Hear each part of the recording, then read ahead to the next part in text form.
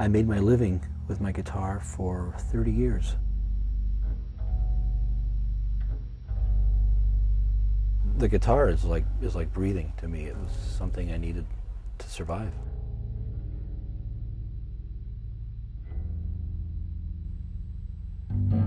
Somebody had told me before I got sick, said, God, what would you do if you couldn't play the guitar again? Like you lost your fingers. I would have said I'd jump off a 50-story building.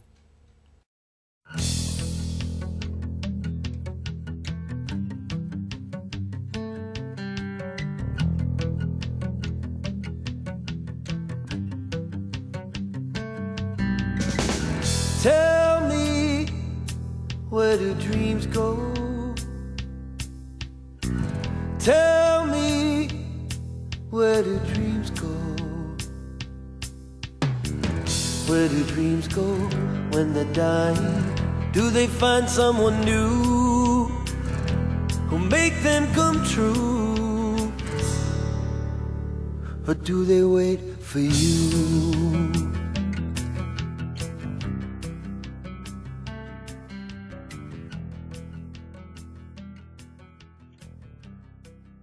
I was hardly ever separated from the guitar once I started to learn how to play. When I was 3 years old, I received a Kingston Trio record and went absolutely crazy over their music and knew from that point on that that's what I was going to do with the rest of my life, was play guitar and sing.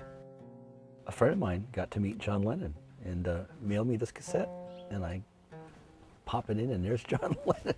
Hey, Mount Stanley of Lafayette, California, good luck with your musical career. Jay Lennon, Esquire, sitting on you head, okay? If John Lennon says have a good career, then you better have one.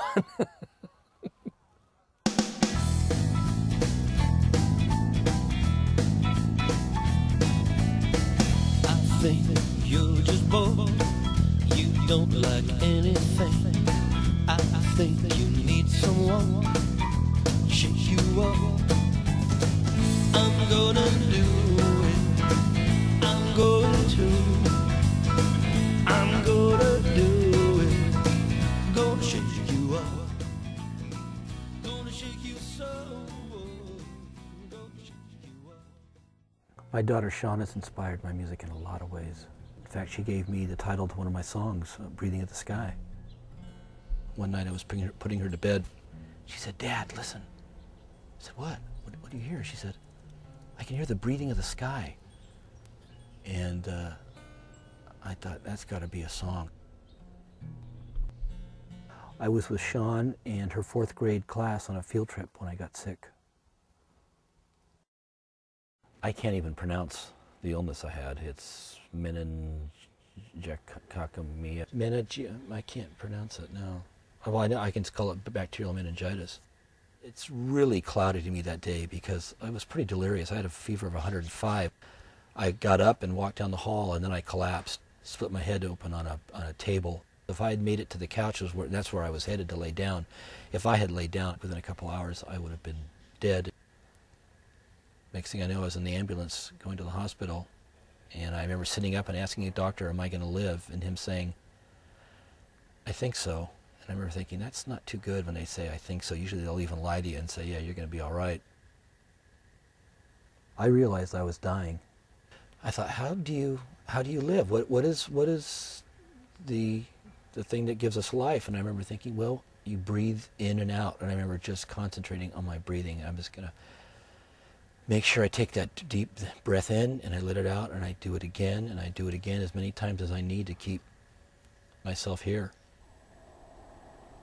It was touch and go for about 5 days from that Saturday when I went into Thursday. They gave me about a 10% chance of surviving. The blood ended up pooling to my liver and my kidneys, and my fingers ended up just turning black as coal.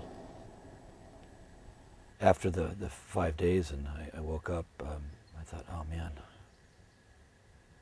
I'm going to live. And then they walked in and told me, well, you're going to lose the end of all your fingers. And I remember thinking, oh my God.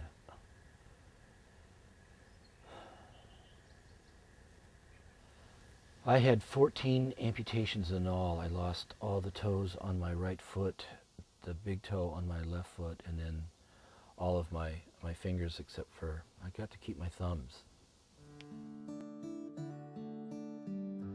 I knew that I'd never play the guitar again. That was it. That was the end. I can't touch the end. It just hurts too much. It's just bone there. There's no pad anymore. I can't form a chord. Even if I had artificial ends put on, I can't bend my fingers to make the chord.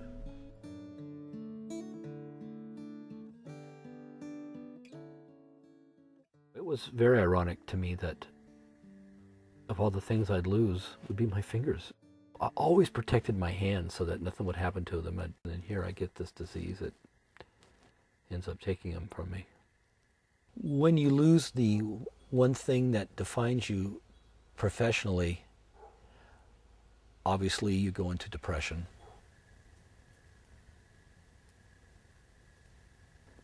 The depression hit me right after I got home from the hospital. Not that I wasn't depressed in the hospital, but it really hit hard after I got home and sort of got back in surroundings that were supposed to be where life was normal again, and it wasn't. Seeing my daughter's little guitar hit me harder than seeing mine. I remember those first stages of when you're learning to play and you're so excited about learning a new chord or a new song, and seeing her guitar really hit me. It really hit me hard. I guess I just can't explain how much I loved playing the guitar, and in a blink of an eye, it's gone.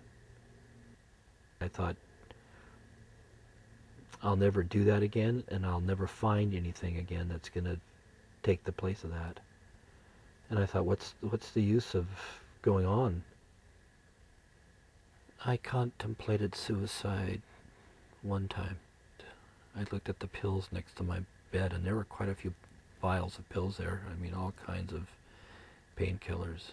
And I thought, God, that would just make a real easy way to dodge this. You know, people say it's a very selfish thing to do, and I realized that it was.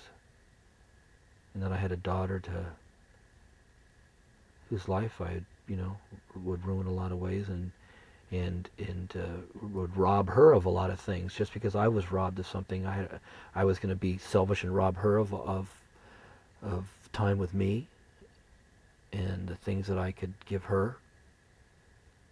So I just said, no, can't do it. I can't do that. Do I wish I'd done it? No way. No way. One day I was sitting out on my deck listening to this program about World War II on the radio. And I thought, I've got to figure out how to live day to day, week to week, month to month without playing the guitar. And I thought, but what am I going to do in the future? What can I do? I've never done anything else. There's no ad in the paper that says looking for a 45-year-old man who's played the guitar for 40 years to work for IBM. I thought, what am I going to do? And I know this sounds really corny, but Winston Churchill came on the radio at that moment and said, never give up. Never, ever, ever give up. And I remember thinking, yep, you don't give up. And you don't give up for your friends, and you don't give up for your family, and you don't give up for your daughter, and you don't give up for yourself.